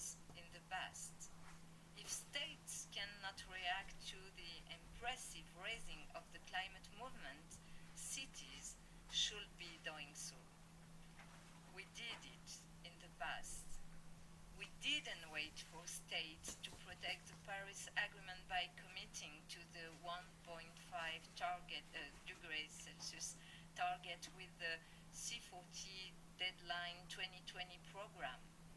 When the US president decided to leave the Paris Agreement together with Michael Bloomberg, Eric Garcetti, and American mayors, we said together, and the American mayors said, we're still in. All of you here are speaking the truth, and please do not ever doubt the power of the truth. When I return to Paris, I will meet once again with the representative of the students' movement to continue this dialogue.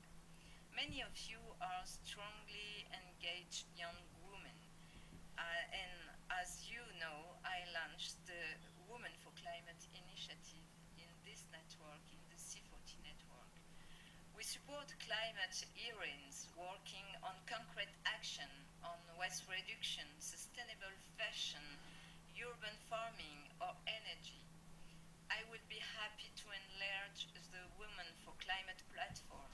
I will ensure that the initiative support your training because we want you to succeed. You want to act in the interest of the majority of people, so you seem to me perfectly qualified for the democracy and to save the democracy, not just the planet, also the democracy. Be sure that your voice will be heard. Be also sure that we will find together the way to make the Global Green New Deal, la nouvelle Alliance Verte. We want this Global New Deal as a reality. I'm looking forward to working hand in hand with you for the future we want. Thank you so much. Thank you.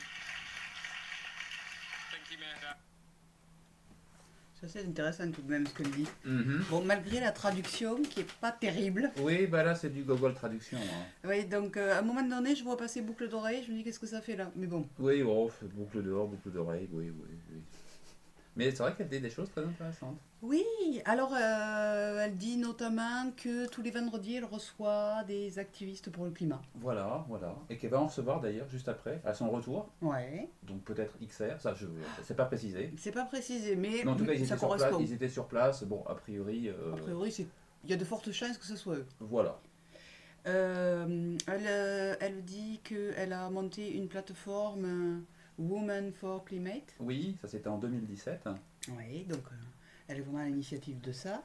Oui, parce qu'en fait, alors juste contextuellement parlant, donc déjà le C40, donc ça a été créé en 2005 par l'ancien maire de Londres, Ken Livingstone, et en fait ça rassemble en fait là actuellement c'est 90 villes. En fait, toujours le même principe, en fait, c'est pour réduire les émissions de carbone et encourager les mesures de lutte contre le changement climatique à l'échelle mondiale. Ah oui, donc ils suivent l'agenda 2030 de l'ONU. Voilà. C'est ces objectifs-là, en fait, qui sont appliqués aux villes résilientes, quoi. Alors en fait, les villes résilientes, en fait, donc le concept de ville résiliente est beaucoup plus récent. Ah oui, d'accord, que le C40. Que le C40. Le C40 est beaucoup plus ancien. D'accord. Et ce qu'on pourrait résumer, en fait, parce qu'on va en parler aussi des villes résilientes, mais pas trop, puisque ça sera un dossier à lui tout seul. Oui, c'est clair. Qu'on pourra éventuellement refaire le mois prochain, enfin, peut-être. En tout cas, c'est un gros dossier. Et même un grand merci à Wilson. Oui, c'est lui qui a déterré le dossier. Hein. Oui.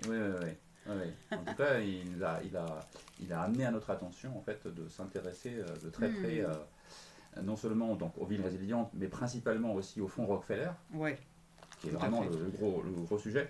Mais en termes de déroulé, donc le C40 vient en premier, donc en 2005, Ken Livingstone, encouragé et vraiment financé par Michael Bloomberg.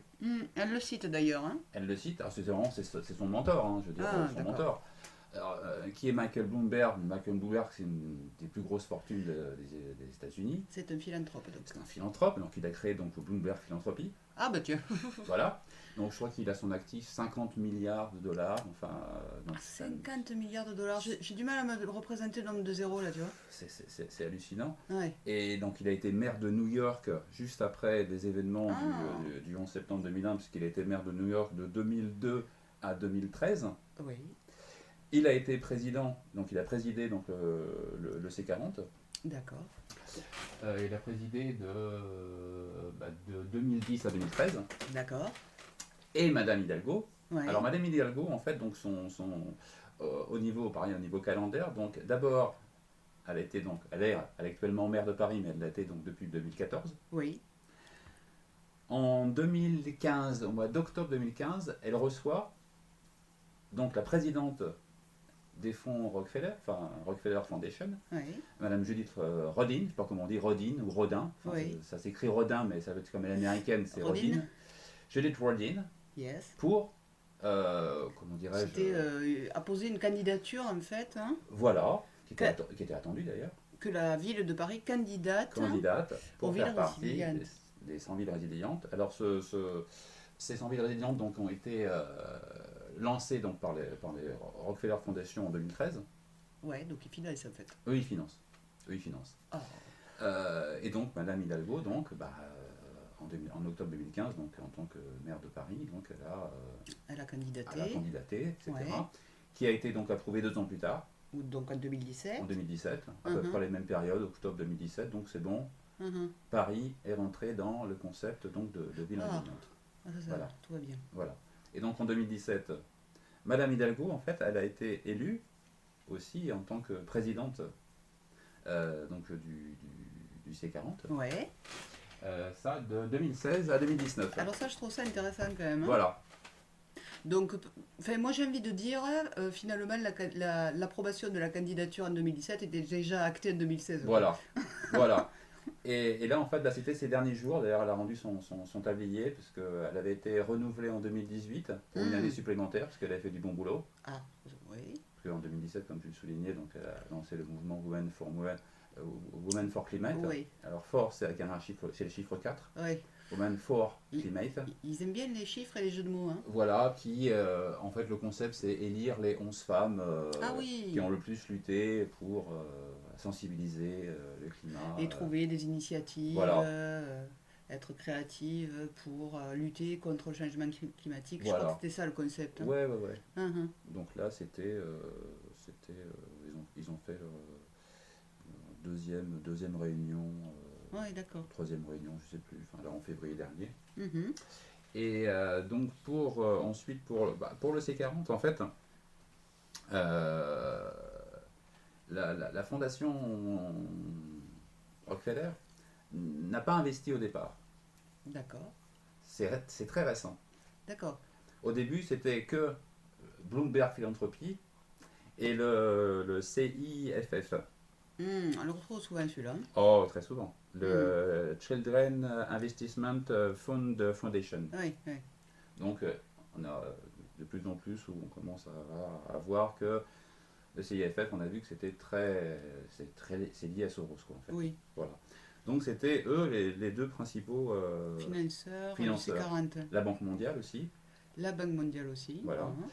Et donc en fait ils sont intervenus en fait donc la Rockefeller Foundation que depuis septembre 2018. Ah oui, c'est très récent, dis donc. Voilà. Ah oui. Et ils ont investi, je crois, pas loin de alors en tout, entre les fonds Bloomberg.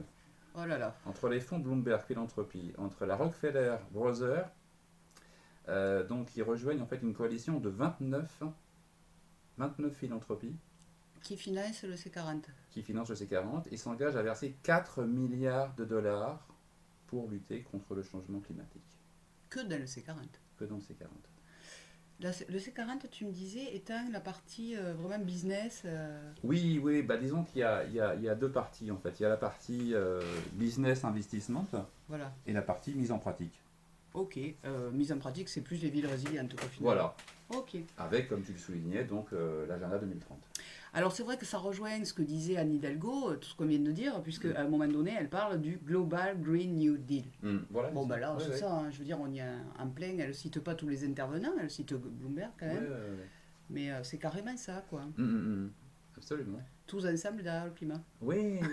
Donc là, inviter ces jeunes, effectivement, voilà, donc déjà ça leur donne une tribune, et puis en même temps ça les encourage, et puis voilà, ils sont... D'ailleurs, on peut peut-être jeter un petit coup d'œil sur les fameuses 29 philanthropies. Ah oui. Enfin, 29 philanthropies en date du 17 septembre 2018. Donc il y en a qui se sont rajoutés. Oui, d'accord. Donc les philanthropies qui financent le C40. Voilà. Et donc ils se sont engagés à verser 4 milliards de dollars sur 5 ans. Oh, ce qui est pas mal hein, quand même. Donc on va jeter un œil. Donc déjà en premier, on voit donc Bloomberg Philanthropy et le CIFF. Oui, celui dont tu parlais. Voilà, qui revient très très souvent. Et donc c'était les deux premiers en fait. Et le Real Dania, en fait, c'est une philanthropie d'origine danoise. Là, ça se passe à Copenhague. Ah oui, exact. Qui soutient 3675 projets. Avec au total 18,7 billions. Oui. Oh là là. Voilà, donc ça c'était donc voilà. Ça, c'est tout. Alors il me semble que le CIFF c'est plus en relation avec les pays du Sud en fait. Oui. Et comme on le disait donc. Nairobi, New Delhi, Éthiopie. Oui, on avait regardé leur compte d'ailleurs au CIFF et beaucoup au niveau des pays d'Afrique. Voilà, Inde. Ouais. Alors, du tiers-monde. Là, nous arrivons dans les arcanes majeurs. Oui, attention, ça va y aller en progressif. Hein. Alors, à RUP, on l'avait déjà vu, mais alors je me souviens plus trop bien. Très souvent, et notamment au niveau du projet C40 et des 100 villes résilientes. Ouais. Alors, gouvernement anglais. Gouvernement anglais, dis voilà. donc. Alors, voyons ce qui a marqué, s'il y a quelque chose qui apparaît. Oui, le C40 est supporté par le gouvernement anglais par le biais du financement du département. Alors, je ne sais pas trop ce que ça veut dire, je ne comprends pas bien l'anglais, mais fort business quand même. Énergie et industrielle stratégie. Ok, donc eux, ils soutiennent cet axe-là, quoi. Le business, l'énergie et l'industrie. Oui, d'accord. Voilà, c'est un peu plus clair, quoi, remarque. Il y a aussi, tu as vu, le ministère de l'Environnement, de la Conservation de la Nature et de la sauvegarde nucléaire allemand. Pareil.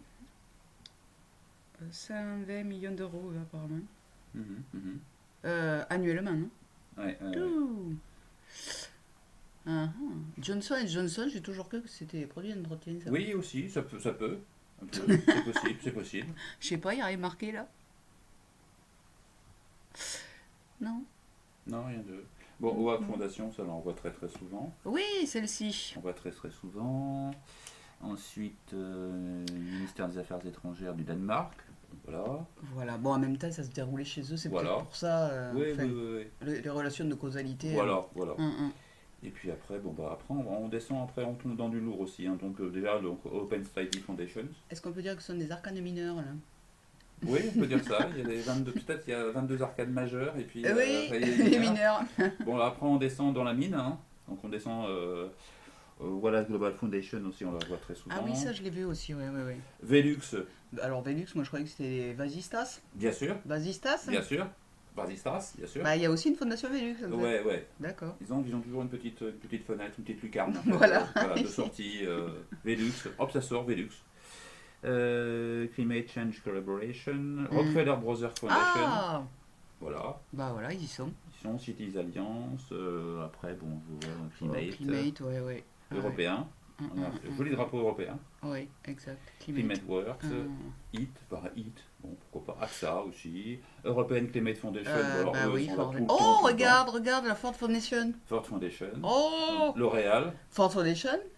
On a dit que c'était proche de la CIA. On l'a dit, oui, il y a des bruits qui courent. Ah là là. Il y a des bruits qui courent, bon... La Fondation L'Oréal. Oui, L'Oréal, oui. Bah, ça rejoint un peu dans une des vidéos par rapport au brushing. Ah, parce que je le vois bien. Non, le brushing. Ah, le brushing. Le brushing.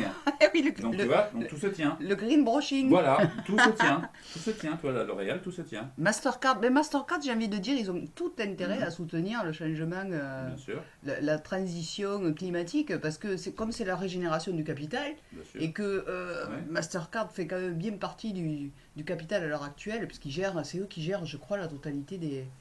Enfin, pas la totalité, mais une grosse partie des transactions bancaires, en fait, au niveau des cartes. Il y a Visa, Mastercard. Voilà, c'est les deux qui se tirent la bourre. Il y a American Express, Amex.